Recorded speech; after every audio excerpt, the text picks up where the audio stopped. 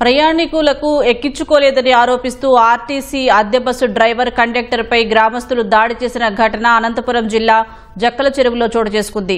తాడిపత్రి నుంచి గుత్తికి వెళ్తుండగా అధిక లోడ్ కారణంగా బస్సు ఆపలేదని డ్రైవర్ అనిల్ కుమార్ తెలిపారు. దాడి గురించి డిపో మేనేజర్కు తెలియజేస్తే నిర్లక్ష్యంగా వ్యవహరించారని ఆవేదన వ్యక్తం చేశారు. తమకు న్యాయం చేసే వరకు విధులకు హాజరు కాబోమంటూ 42 మంది అద్దె బస్సు డ్రైవర్లు నిరసనకు దిగారు.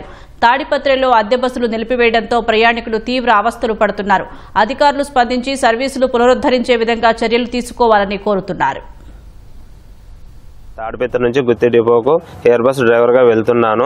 అలా లేదు, ఈ బస్సు ఫుల్గా ఉంది, ఇంకో బస్సులో రాండి అని నేను వెళ్ళొచ్చింటే ఎందుకు కానీ నిలబెట్టావు నువ్వు అని జక్కల చెరువు గాజులపల్లె క్రాస్ బస్ స్టాండ్ కాడ నిలబెట్టి నా మీద దాడి జరిగినది. దానివల్ల మేము డిపోలో కంప్లైంట్ ఇచ్చినా కూడా డిపో సారు కొడితే కొట్టించుకోలేయా అంటున్నాడు తీర్మానంగా. దీనికి న్యాయం చేయాలి. మా ఎయిర్ బస్ డ్రైవర్ మీద దాడి జరిగింది.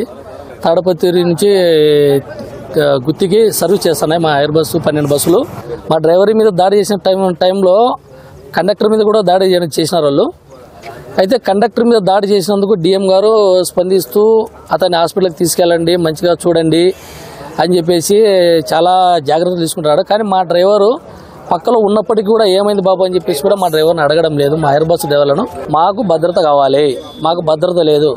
మా తాడపత్రి డిపోలో 42 బస్సులు తాడపత్రి నుంచి అన్ని రూట్లకు సర్వీసులు చేస్తూ ఉన్నాయి. సో మా డ్రైవర్కు న్యాయం జరిగేంత వరకు ఖచ్చితంగా ఈ పోరాటం అయితే ఇలాగే సాగుతుంది.